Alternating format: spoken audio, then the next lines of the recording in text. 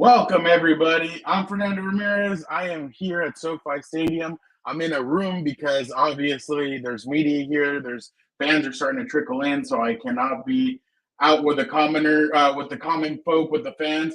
But we do have somebody who is out there with the fans, and that is Gilbert Manzano, my co-host. Gilbert, you're out there. How is it out there? Well, first of all, Fernando, is it pretty loud? Let me know. It's fine. I mean, you can hear a little bit of stuff, but look at that. Live from SoFi Stadium. We told you guys we'd be here. So I gotta ask you, Gilbert, what's up, bro? What's up, Fernando? I thought it'd be a cool idea to do this by the stadium, but it's really loud. So if they don't shut up here on this giant screen right here, I'm gonna move pretty soon. But what's up, Fernando? And I'll go mute for a little bit. Yeah, no, definitely. It's one of those things, obviously, where it's loud. It'll start. They'll start going, Charger fans, get loud, and then they'll do all kinds of stuff. But definitely, thank you guys so much for joining Mondays with the Compas. Obviously, we already have our first comment. Gilbert Fernando live from SoFi Stadium. Let's go, baby. Obviously, I'm not as live as Gilbert is because I'm in a little bit of a room. Gilbert's out there. So, yeah, definitely. First question, what is the key for the Chargers to get the win over the Cowboys? I'm going to say Cowboys. I'm not going to say what you wrote. But Gilbert, give me one key to tonight. What do the Chargers need to do to beat the Cowboys and get this victory and stay and make next week be for first place? Chargers, Chiefs for first place. What do the Chargers need to do to win this game tonight? What do you think as you are roaming SoFi Stadium? Yeah, well, first of all, Fernando, they got to score a lot of points. Kellen Moore wants to run up the score. That's Haley Elwood, our compa, our Super Bowl compa. You can hear in the background. What about now? Yeah, you're good. You're good. Okay, this is a terrible idea, but I wanted to get to see. And I see Haley on the screen. Yeah, there's our compa, Haley. But, all right, Fernando. The question was, what do the Chargers need to do, right? Yeah, to win tonight. Yeah, it definitely got to score points. And I just saw the story about the revenge game, the factor there. But I want to see, how's Austin Eckler looking? I want to see this unit, kind of full strength, no Mike Williams. But Fernando, they got to push the ball down the field. These Cowboys, formerly my Cowboys, Fernando, they're not doing too well, formerly. So if you jump on them and get a 10-point lead, it could be okay. But Fernando, keep giving your insight while I look for a quiet place. So I wrote a piece on the Kellen Moore. Make sure you guys check it out on my Twitter, @RealFRamirez. I wrote a story about Kellen Moore, Mike McCarthy. I wrote about the comments that Mike McCarthy made to Michael Gelkin, who used to be on the Chargers beat. He told him, he's like, I want to run the damn ball while Kellen wants to do all the flashy plays, all the flashy stuff. I think, Gilbert, that the Chargers are going to run the football tonight. I think that's what they're going to do. They're going to run it down the Cowboys' throats. I wrote about it as well last week, that in the games that the Cowboys have lost this year, the Cardinals ran 255 yards. The 49ers ran for 170. That's going to be the key tonight. Run Joshua Kelly, run Austin Eckler. Herbert can take off running. Make sure you run the football. You have to do what you did game one against the Dolphins. About 200 yards rushing, 3 touchdowns that game. Over 200 yards rushing, 3 touchdowns. I think that's what the Chargers need to do tonight to win. It's going to be tough, but the Chargers have the improved offensive line. Yes, no Corey Linsley, but Will Clapp he'll do a serviceable job. You just need the offensive line to give that push, open up those holes. And the key is going to be the Chargers defense. Can you slow down Tony Pollard? Can you keep on frustrating? CeeDee Lamb is frustrated. We've all seen it. Dak Prescott went up to him and told him, hey, if you have a frustration with the offense, come to me. There's frustration clearly, so just keep on frustrating him. The Chargers cornerbacks need to do a perfect example. The one thing is, Gilbert, if I was the Chargers, Derwin James needs to move inside. I think Derwin needs to be a linebacker in a sense. You have him roam around. You have him do different things. But on offense, run the football. On defense, you have to frustrate Dak Prescott. I think those two are a recipe for a win tonight. I got music still, Fernando, so let me know if it's okay. But, I want to go back to what you were saying about the offensive line because, it is Micah Parsons. I know the defense for the Cowboys hasn't been the same since I crowned them after beating the Giants 4-0. I'm gonna keep taking the L, Fernando. So hopefully you enjoy that. But you still got a lot of pass rushers. Micah Parsons, DeMarcus Lawrence. You don't have Leighton Vander Esch. You don't have Trevon Diggs, but it's still a pretty good defense, Fernando. So I want to see what they do with the offensive line because, as you pointed out many times here on Compas on the Beat, they could be on one day and then really bad the next day. And when you got Justin Herbert's finger, I don't know which finger it was, Fernando. You know which one it is.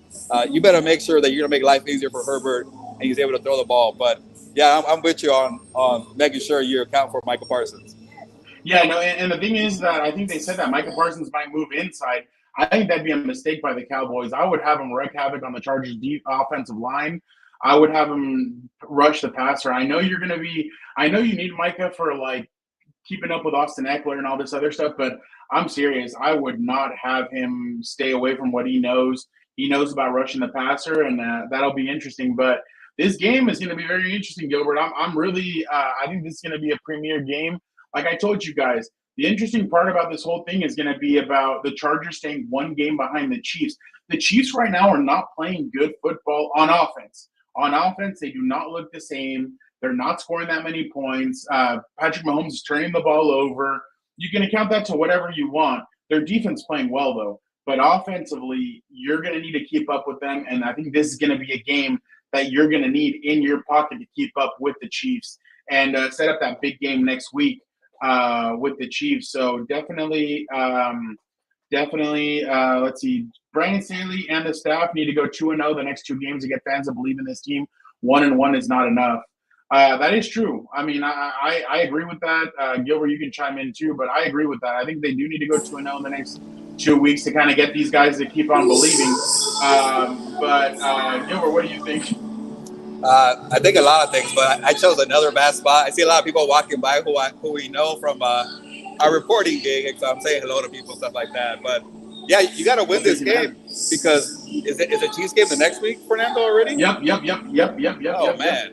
Yeah, that's a big showdown. So if you fall behind, you're 2-3, and then the Chiefs are not doing well, like their product, but they're winning the games. They are 5-1. That's all that matters. That's all they got to do, Fernando. Yeah, they need a wide receiver. Yeah, they need maybe other playmakers. But if you fall behind 2-3, you're the one that's desperate. You're the one that needs to go into Arrowhead and win that game. So I don't want to say a must win in October, Fernando, because I like to get carried away.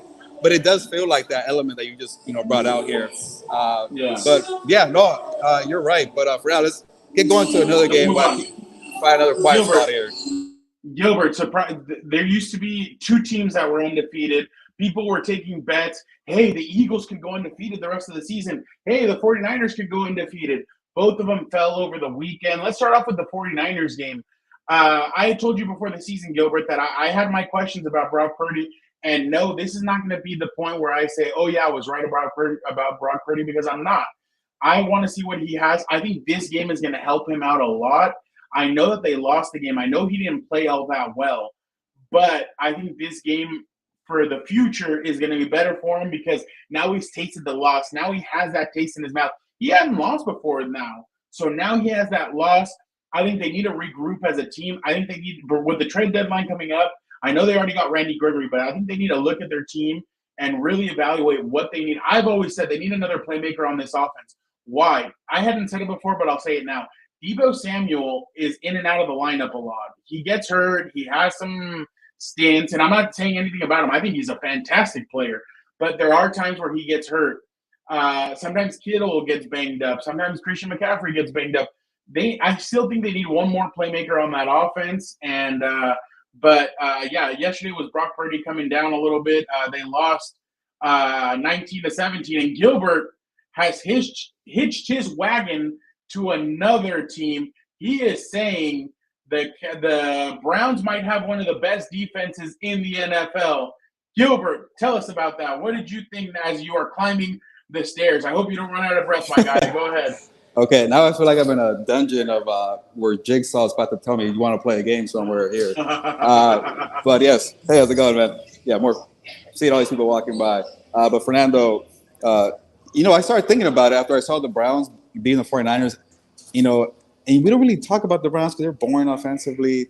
Yeah. And you check the numbers, like they haven't allowed a passer to get over 200 yards in 4 or 5 games. So they could stop the run, they could stop the pass, and they got Myles Garrett, Fernando. So, but I guess I'll open up the debate to you. Like, is it the Jets?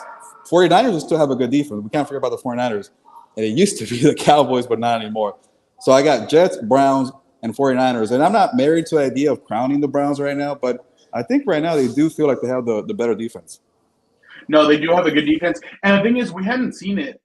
We had seen bits and pieces from their defense, but they hadn't put it together. And I thought yesterday was a good performance.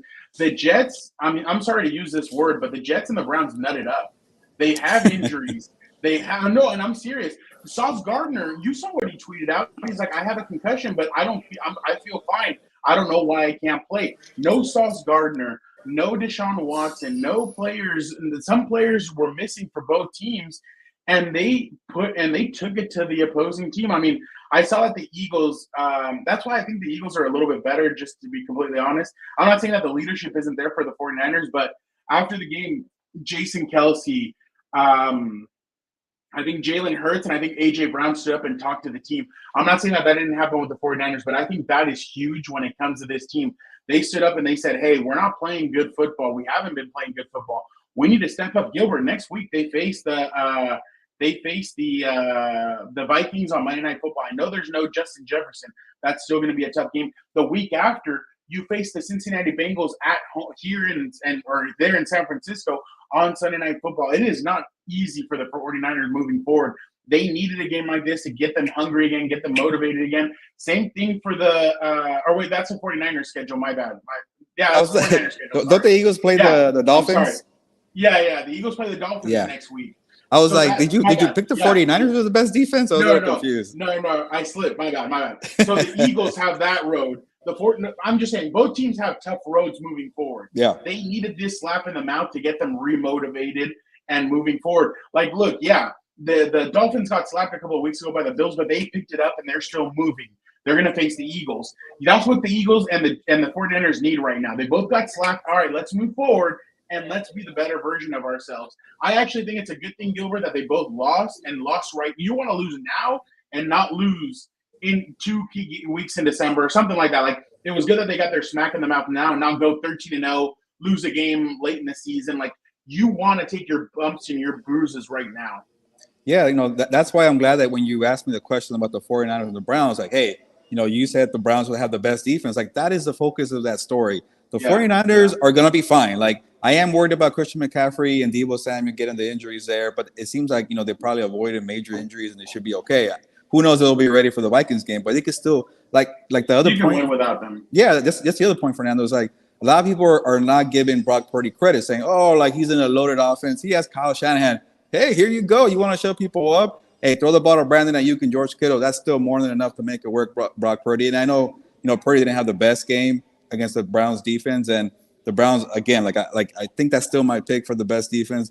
It does like, the thing about Fernando with defense is, if your offense doesn't help you out, like, mentally you kind of let up sometimes, and that's why the Jets and the Browns were kind of forgotten into this week. So, I do like the consistency of the 49ers, but going back to Purdy, it's something that he could step up from and make it work. So, but again, you're right. Eagles, 49ers are going to be just fine. Everybody has to lose the game. And shout out to the 1972 Dolphins, who don't have to sweat out anymore by undefeated teams. By the way, Gilbert, the Manhattan Milf Hunter is making some moves. He's out here beating the Broncos. He beat the Eagles. Gilbert, did you see Aaron Rodgers yesterday, by the way, throwing the football before the game? Oh, he was on the field? Well, I think I did see that, yeah. Hold on, let me get that for you. Yeah. But, okay. Wait. I thought he's playing. I thought Zach Wilson is playing not to lose the game, and I honestly think that's honestly. I'm just saying, like, I think he's playing. That's okay. Yeah, exactly. So, Rams cornerback De'Aaron Kendrick was arrested in Los Angeles hours after the Cardinals game. Oh, God. Okay, sorry. Okay. So, thanks for letting us know. Content for House of Horns.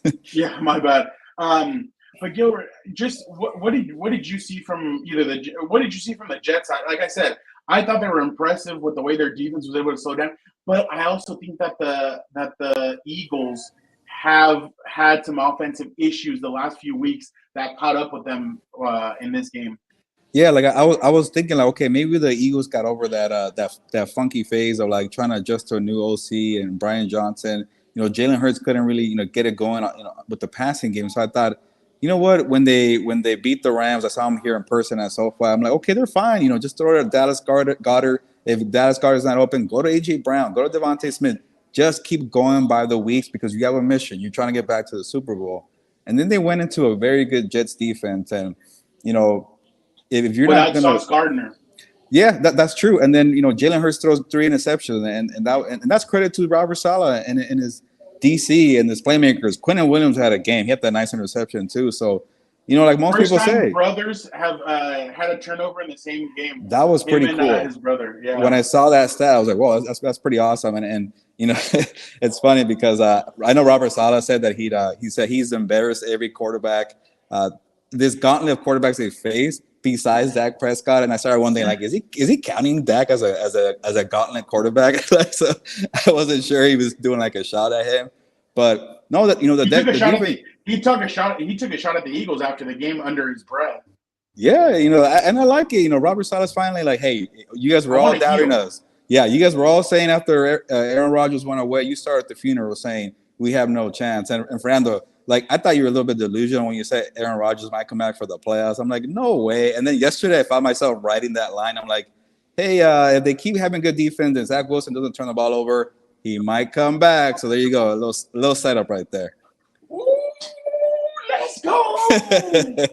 Let's go. Look at that. Man, I know it's too early to play this game, but they do have a chance to get a wild card spot. But there's a lot of good teams for now. Watch out for the Texans. Maybe even the Ravens. I'm already saying the Bengals are going to go up, but we'll get to them eventually. But that's pretty good. Like, maybe if he makes it to the playoff game, like, just don't move around the pocket and just throw passes. See if he could do that, but we'll see. It would be interesting to watch him, like, if he did come back. Oof. But, yeah, Gilbert, and honestly, we all know the 49ers are going to be fine. The Eagles are going to be fine. Right now, you are a little bit worried about because I think the 49ers are fine. The rain really had I think the rain kind of affected them as well, but it just you were gonna let up at one point, like I mentioned, like you were gonna let up.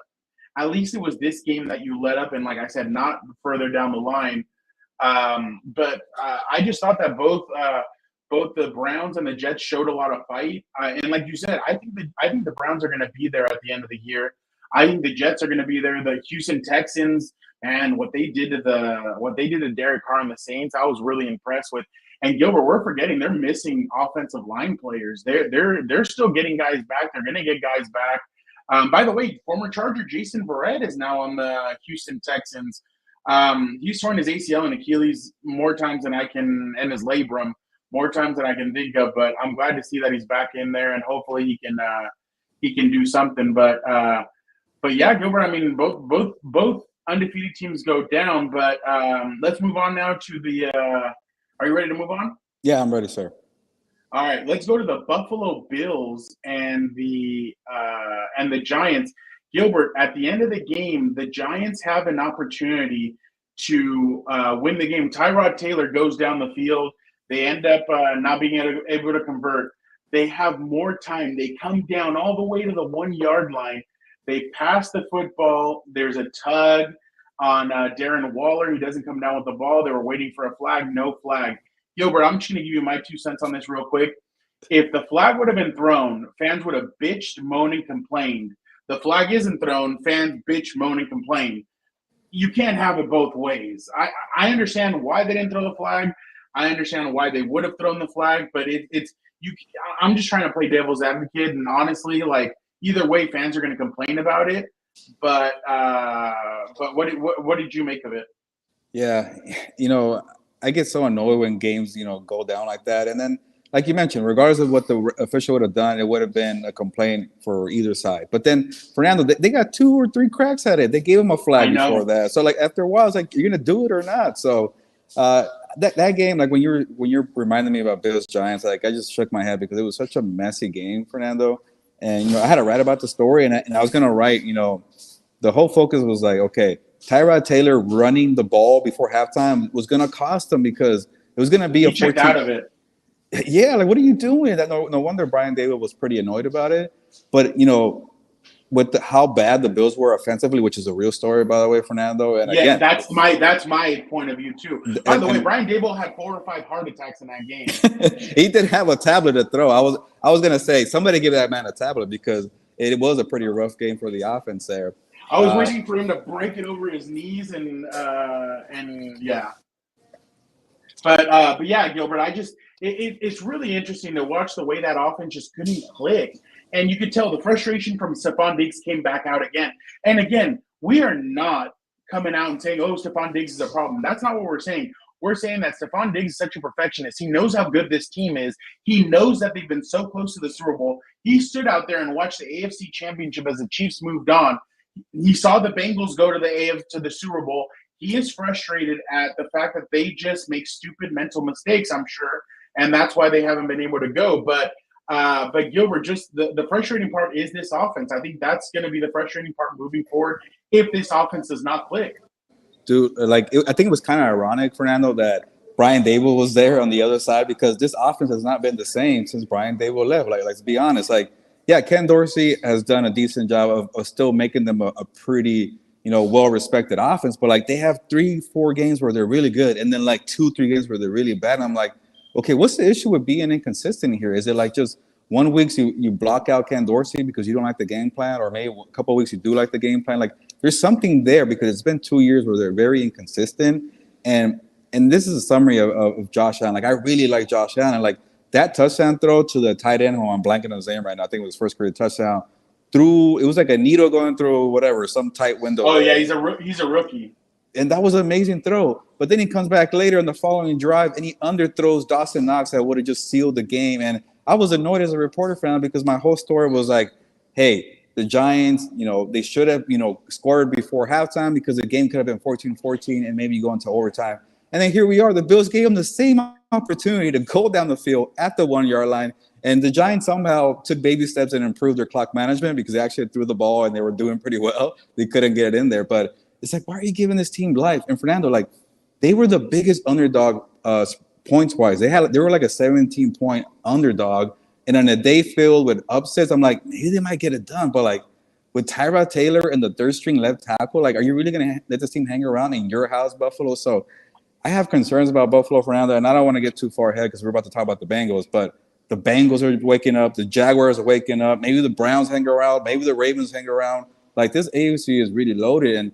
And I know they beat the Dolphins, but maybe the Dolphins might, pass them eventually when it comes to, just winning at most of the games. And when they play them head-to-head, it could be 0-2. And they might still lose the division because the Bills are so complicated. I completely agree with all that you said. And that's why, Gilbert, Dan and Dago, I know how he delivers his message, but he's been saying it. He's I'm concerned about Josh Allen. I'm concerned about the way this team is made up because we're still seeing some of the mistakes that Josh Allen used to make, that some of the things that Josh Allen was said about him coming out of the draft, that he would get frustrated and he'd think, I can squeeze it in there. I have the arm. Yeah, you do, dude, but you don't want to take those kinds of chances. And their defense, Gilbert, I'm really nervous about their defense.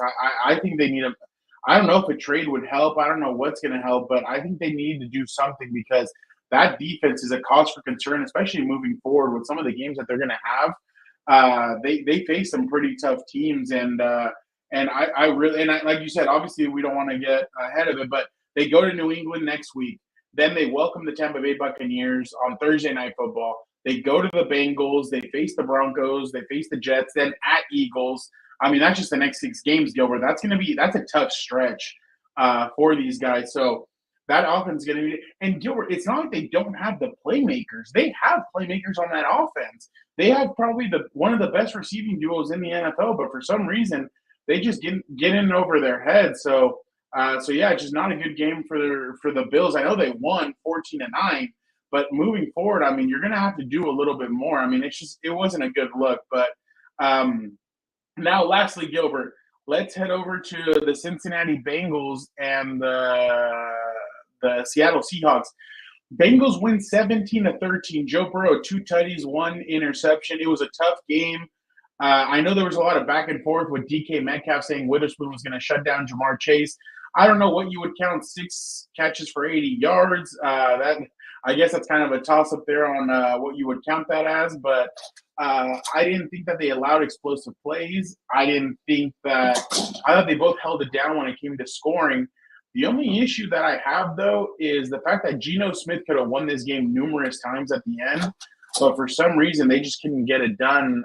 Geno, he had a couple of chances late in the end zone and couldn't get it done. So, what was your analysis of this game? Yeah, I know the focus was on on Joe Burrow or DK and Jamar Chase and their stats there, but the Bengals defense, man, they held it down. There you go. There wasn't a lot of gritty, but the Bengals defense had they didn't have a lot of sacks. I think it's maybe 4 sacks. Still a good amount.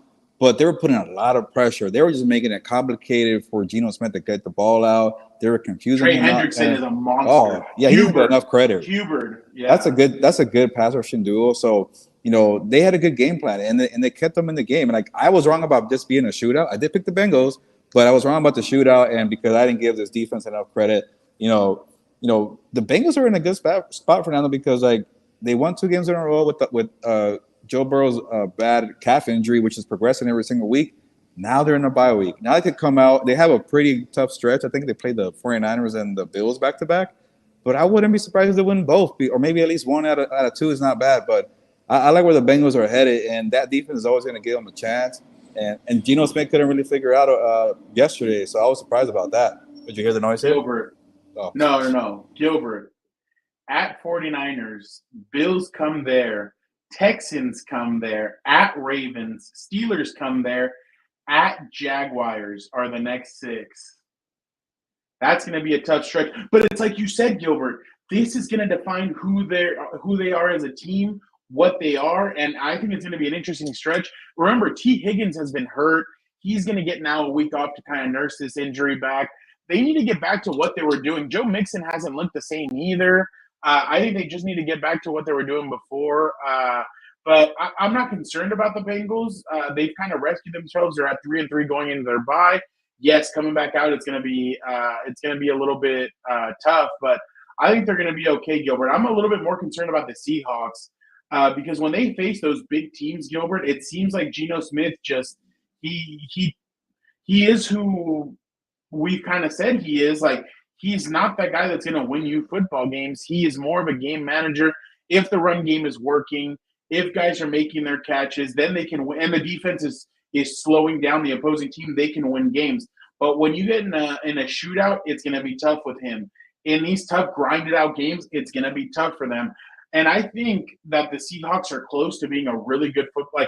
I'm not saying good football team. I'm saying a contender for the Super Bowl. I think they're close to being with that. They're just missing the quarterback. They have DK. They have Tyler. They have Jackson Smith and Jigba. Yeah, and Jigba. Yeah, there you go. They have some playmakers.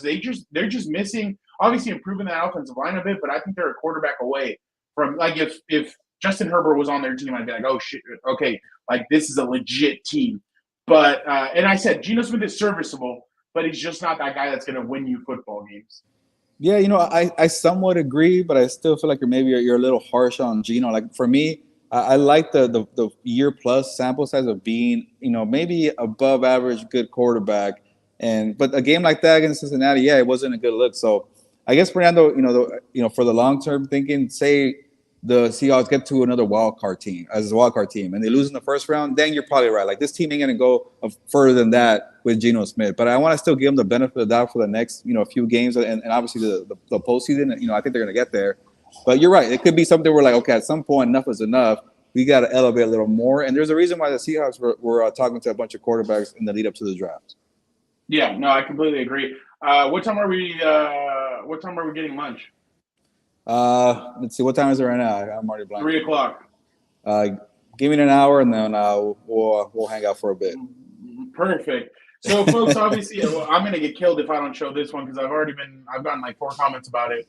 So Chargers will win 31-23 tonight. Herbert will have over 300, 2 touchdowns. Keenan Allen will not be stopped. Awesome. Yeah. We'll see what happens with the Chargers and Cowboys tonight. Don't forget to check out both of our Twitters. Don't forget to check out what we write after the game. Should be an interesting one. I probably won't get home till 1 in the morning.